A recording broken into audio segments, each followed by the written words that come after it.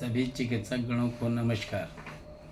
मैं doctor Akhilesh Narayan Singh NHEH-BSc course में आज हम लोग शॉर्ट नोट्स, ये एक नया प्रारूप है। शॉर्ट नोट्स इसलिए कहूँगा क्योंकि आज मैं कुछ फॉर्मुलेशंस को शेयर करने के मूड में हूँ।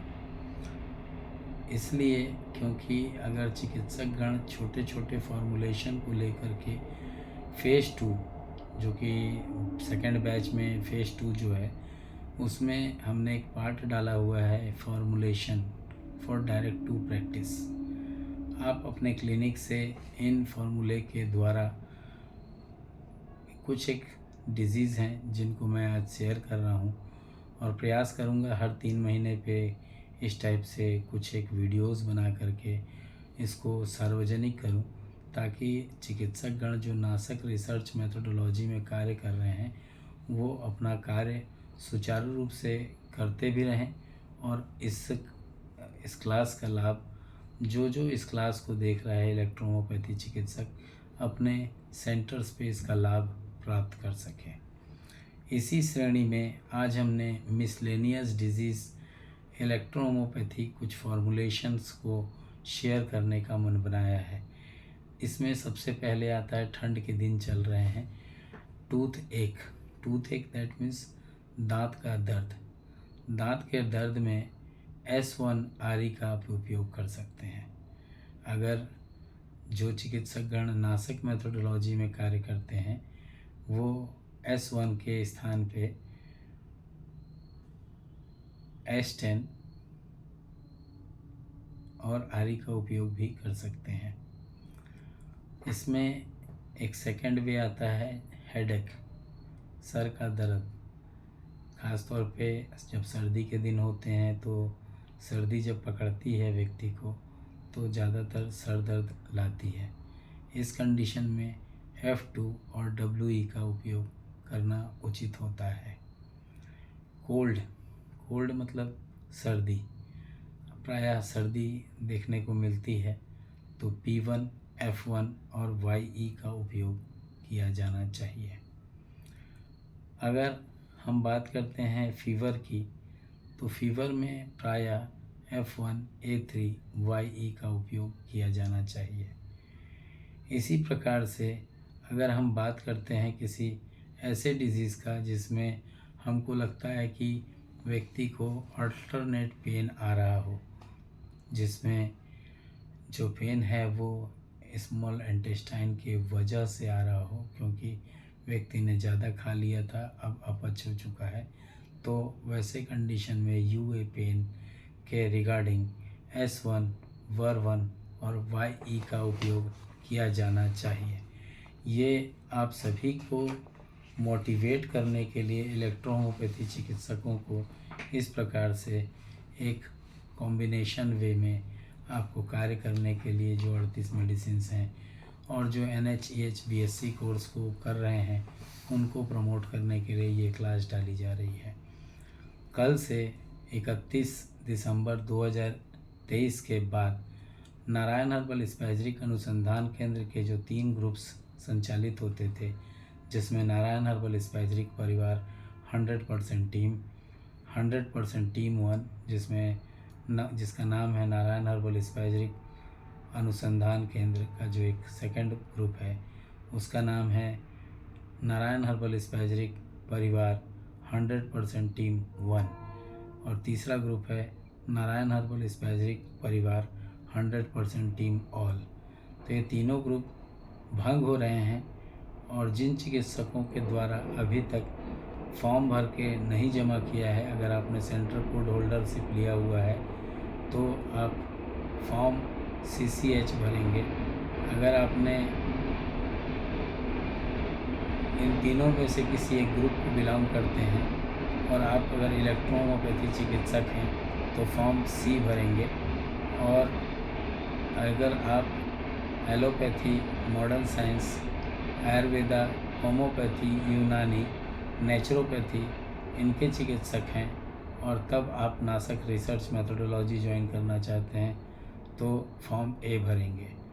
फॉर्म A वाले पर मंथ ₹5000 फ़ी जमा करेंगे, जबकि सी फॉर्म को फिल करने वाले पर डे ₹4 यानी एक महीने का ₹120 के हिसाब से जमा करेंगे।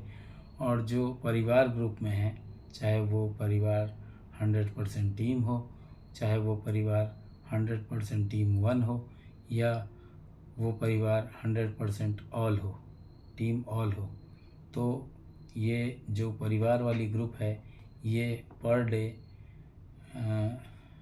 डे का नहीं है, इनका मंथली का है। 5000 जमा करना होगा।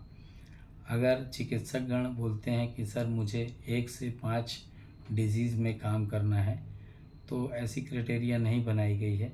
मिनिमम 1 से 10 डिजीज़ की क्राइटेरिया बनाई गई है। इसमें ईयरली आपको 5000 देना होगा।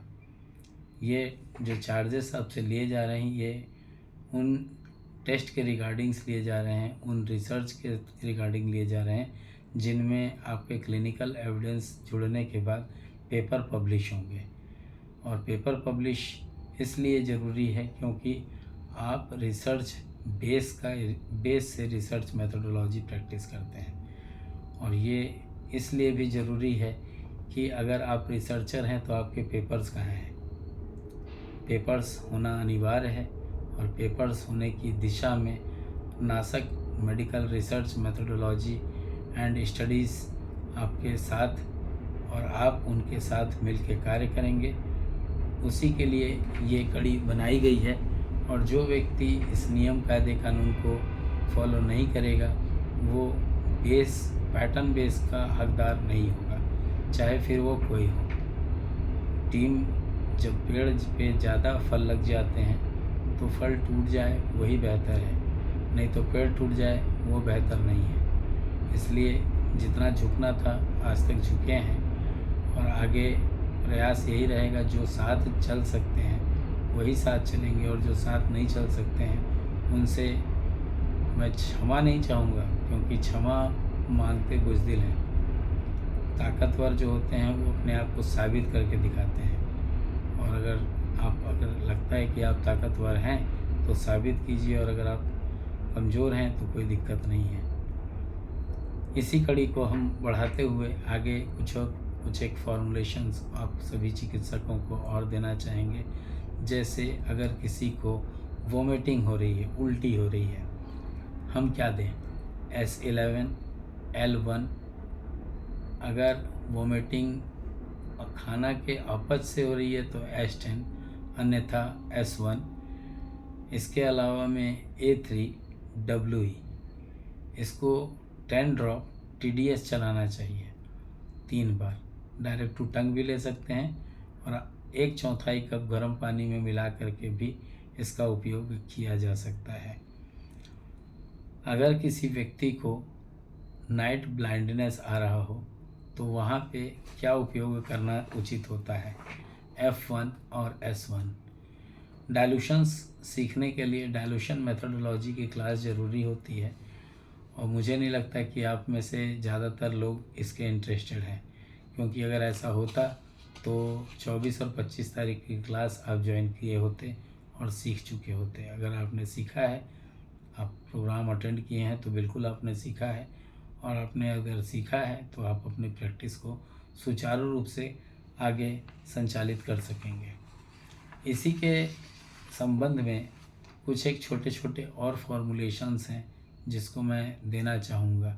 जैसे अगर सिंगल मेडिसिन वाइज बात की जाए तो कॉन्स्टिपेशन के लिए H2 जिम्मेदार होती है। गैस्ट्राइटिस के लिए अगर हम बात करते हैं तो C15 जिम्मेदार होती है। ऐसे ही अगर किसी को बोलें कि भाई गैस्ट्राइटिस हो रहा है तो क्या करें, तो C5 C1 L1 A3 और WE। A3 की जगह आप A2 भी ले सकते हैं। अगर किसी व्यक्ति को हम बात करते हैं कि GB स्टोन हुआ है, क्या करें, तो वहाँ पे आप दे सकते हैं H2C2 GE एक कॉम्बिनेशन, C5 A2 F1 एक second combination, A2 F2 S5 C5 WE का कॉम्प्रेस आप लगा सकते हैं। और ड्रॉप में हर 15 से 20 दिन के बाद इसको 5 ड्रॉप पीने वाले में जो आप बनाएं तो उसमें बढ़ाना होता है, और एक्सटर्नल जो कॉम्प्रेस जो होता है उसमें हर 20 दिन के बाद जब आप दवाई को उसमें पुटअप करें तो वहाँ पे 10 बूंद हर बार बढ़ाना चाहिए, ख़ास तौर पे जीबी स्टोन के केसेस में। तो ये थी आपकी आज की क्लास।